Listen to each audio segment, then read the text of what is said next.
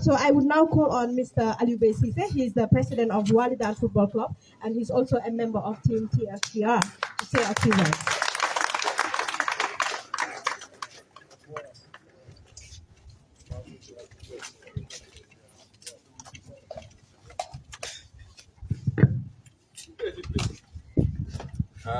Assalamu alaikum.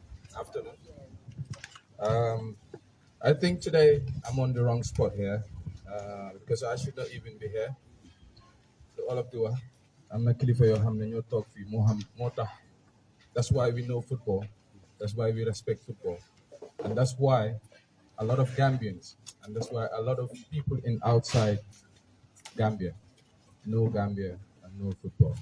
You have the like of Uncle Halasango, dad to me when I was young in Wallidan. I think presidency of anyone in the country is victorious as far as trophy, and I don't think no one could match what he has won in Gambian football. So I feel even out of place. As I said, we just had Uncle Kabba here, Uncle Kabba. As far as the veterans, there are so many veterans here, staff, referees, Mutso is here, Uncle Alajifai is here. Everyone is here. This shows that the people that put in hard work, the people that put in effort, the people that put in their own resources, their own money, when football was in nothing, when I remember you make a changes, you have to wait and change your shoes and give it to someone else. A lot of people running football, we are not around. So, nit do muna hamlo ame, fog nga respect ko, fog nga hamko.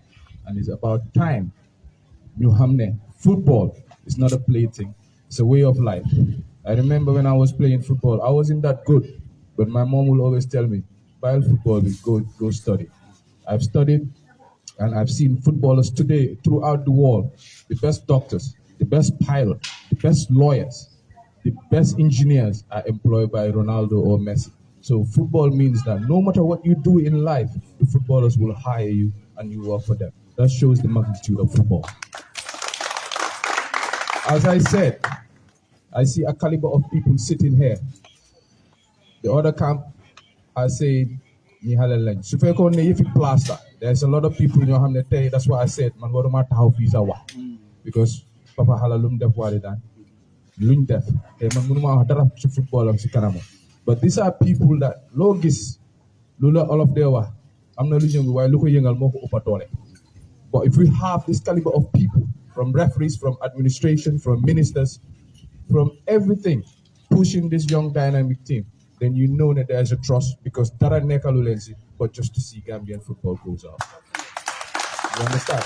So it's not about position to them, it's not about enriching themselves, it's not about falsifying, it's not about anything. It's at the end of the day, it's the development of Gambia. And whether we like it or not, it's the premier sport in the world. Anyone playing is an ambassador. Anyone flying is an ambassador. You go somewhere, I will tell them, oh, I'm from this. I will tell them the name. My name is this. I'm the president of Wallidan. They will remember what Wallidan is. You could Wikipedia it, you could Google it and see what it is. So what we have to do is, football is about youthful thing. Let's stop the mediocre of, need any yakamti, ni halal. It's about time you gain a lulu. You understand? As I said, if it was that, President Barrow should not be the president here. You understand? We should take the oldest guy and make him the head of state. Imam Yusidika, they are not the bishops. They are not the oldest in the community. But they are respected and given the chair, and they are Tana. So, Lola, we should not even have Kabba leaving the football. Someone else older than him, as I said, what Hala has done in football, he should be there sitting down there. So it's not about that. Let's forget about age. And football is youthful. We already had Uncle here, Mugebuga Tubal. But in his prime time, he could Tubal 100. If I call on a young guy right now and say Tubal, I think this is a confident team. This is Khalifa football from regions has come and backed this young and dynamic team. And they have said, and we've said that, and I will say just two lastly thing is one thing.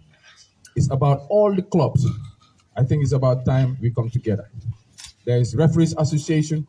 There is coaches association, there's footballers association, there's no club association. And this is why today, what's going wrong is football.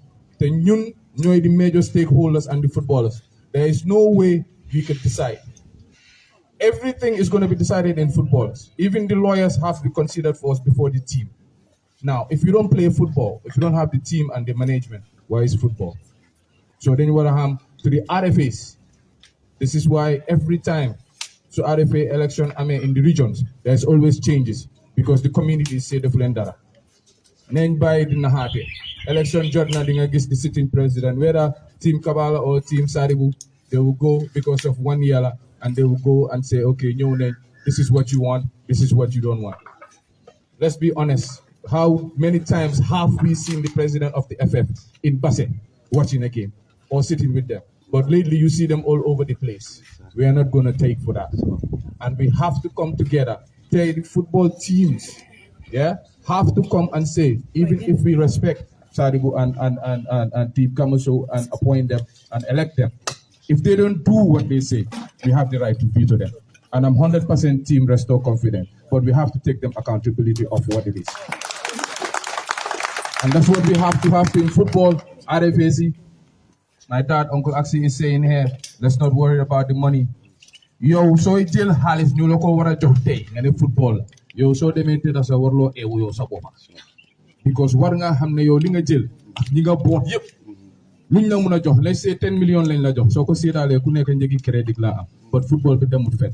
So if people are trying to buy you for football, we are wasting our time. Football is passion. Gisoon ne si the legend yu fi nekk soo gisee tey di nga wax Ousseynou Ndiaye dara di nga gis wax Obi dara di nga wax kii dara because dañ jël seen xaalis Uncle Halak will bear witness to me. Team Wallidan dafa play team mu génnee xaalis jox ko moom si boppam wàcce ne ko damay jox leen pass.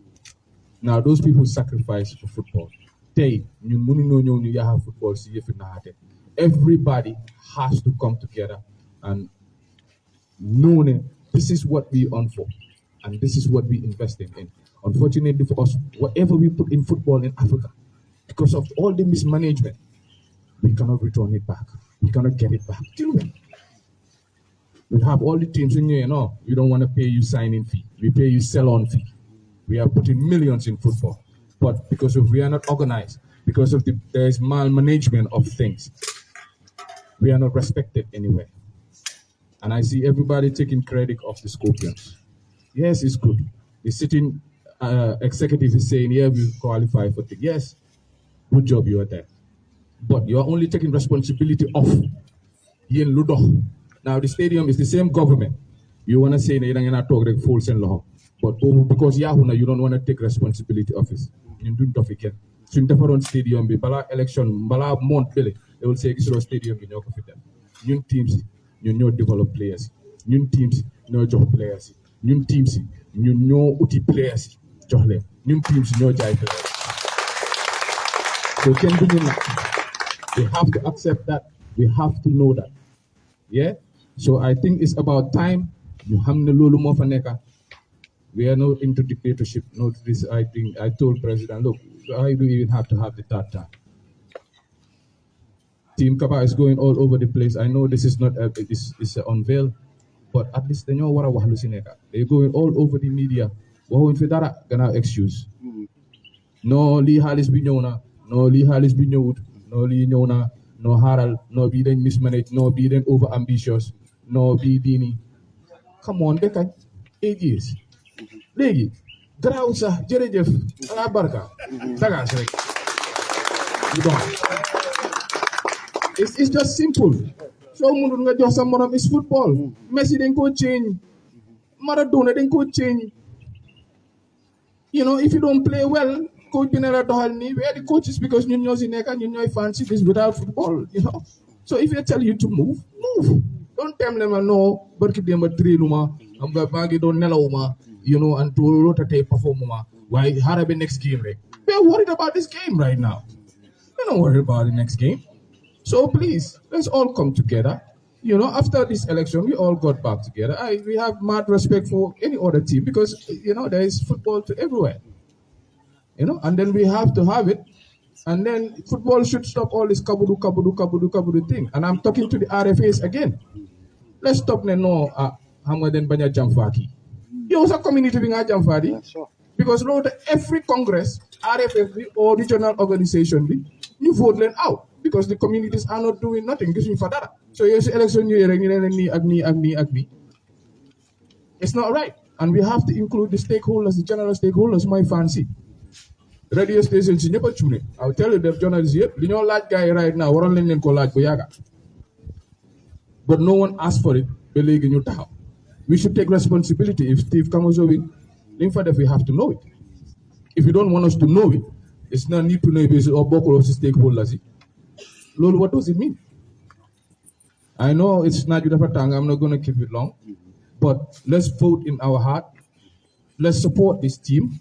As I said, Team B is not about position because we don't know that Sadibou to talk for you to make a president of this federation. So that's you know, kuneka dafa ñew rek ne dafa jaaba te lo gis dafa am lo xamne comme lu ma rek ñu nekk ci gannaaw ñu uppa. The knowledge we have on Uncle Axi or referees on Moso, ball referee yep, the knowledge. Or nga ball team Kabba, what we have on Uncle Hala. Football knowledge. So it's fekkee ne ñi ñoo xam football rek.